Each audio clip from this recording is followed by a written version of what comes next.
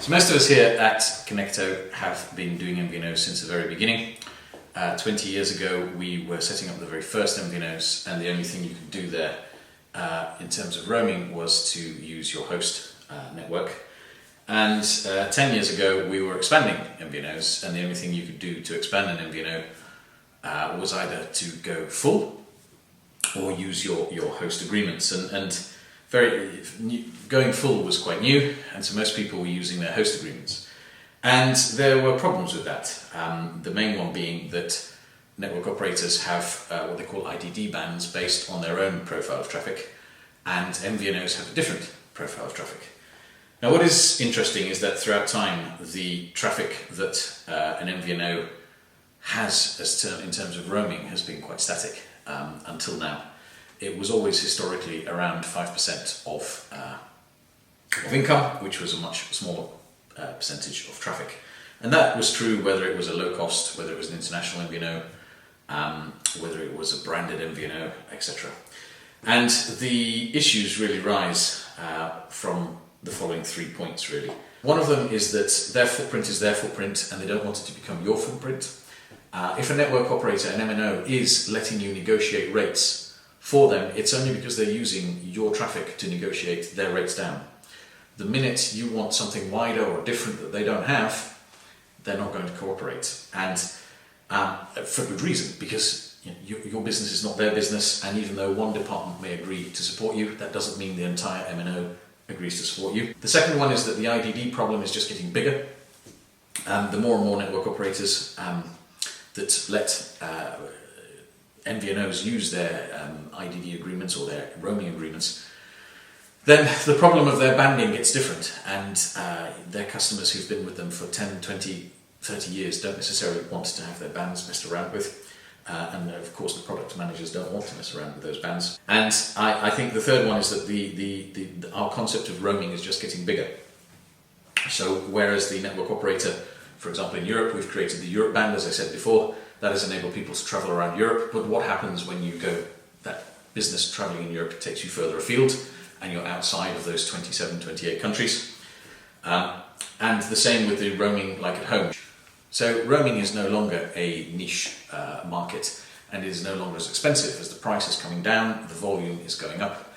And two problems with that. One of them, actually three problems with that. The first one being that those extra pounds a day that you pay do add up. If you're going there for 1 or 2 days, they don't. But if you spend a month in America at £5 a day, it adds up. The second one is throttling. As this traffic has gone up, throttling has occurred. I can show you examples of travelling in lots of different countries with lots of different MNO roam like at home products, and sometimes I cannot even preview, not download, cannot even preview an Instagram image. There are levels of throttling that are acceptable, there are levels of throttling that are unacceptable, and there are levels of throttling where you go, this just does not work, right? Levels of throttling that are acceptable are, for example, my video, I couldn't talk on a video conference, of course. Well, roam like at home. Rack it down a bit, my VoIP session, my WhatsApp call was a bit choppy. Okay, well, you are roaming like at home. But if you get to the level that WhatsApp chats are not going through, chats, not videos, not images, chats are not going through, and Instagram images, the tiny little preview, are not loading, then what's the point of having a roam at home product? Now the other thing is now we're getting dual SIM phones, and of all levels, right the way down from the very basic level that we have here that are about $100 all the way up to these, which were $1,500, now coming down to about $1,000, and you can put 2 SIMs in, and that is brilliant because it allows you to have your main MNO products that you've had all through your life, and as a second SIM you can have your roaming product, which lets you roam wider, lets you use your, even in a roam like at home territory, if the throttling has got to a level that is necessary for the MNO to run that business for you, but it's not good enough for you to make your call or to, obviously Instagram images, you can take them or leave them unless you work in a creative industry where you need to be checking your channel. But generally you can live without those. What you can't live without is when I need to download my email or when I need to make a call, and if you have a Roam Like at Home product, you have to accept that contention, and that contention can mean that you won't necessarily get through, and therefore a bundle that is not 20 gig or 50 gig or etc., but does allow you to use 1 gig at a fair price, 2 gig, etc. at a fair price for a fair period of time abroad is the perfect addition to any business customer.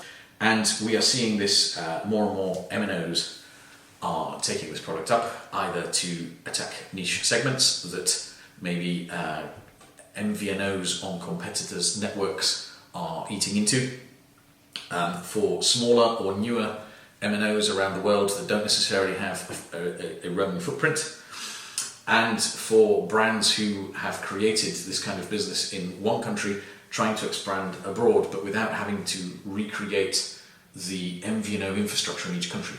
With a flexible platform like Conecto, then they can expand this around the world quite easily. This allows them to have a travel product that can integrate within their own core network and core subscriber offering, and it is scalable into the multi-millions. So where there's territories that our customers have a need to get coverage, and most operators will not have coverage there, we can sort that out within a month and not a 6 to 12 month period, which is typical. Strategically, a multi-IMSI solution, particularly cloud-based, offers protection against MNOs changing strategy. This has happened a number of times where networks have walked away with good revenues from existing customers.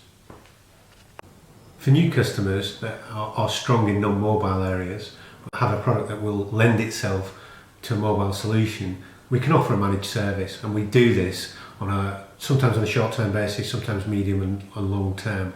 This is where they have a good distribution network firstly, and equally have a good product that can be mobilised. We run the whole network in the background, or if they want over time to start taking pieces of that back and reducing the cost to manage this internally, then that can also be done as a model. This means that in the short term, customers can focus on what they do best, which is run their existing business, and we run everything in the background for them.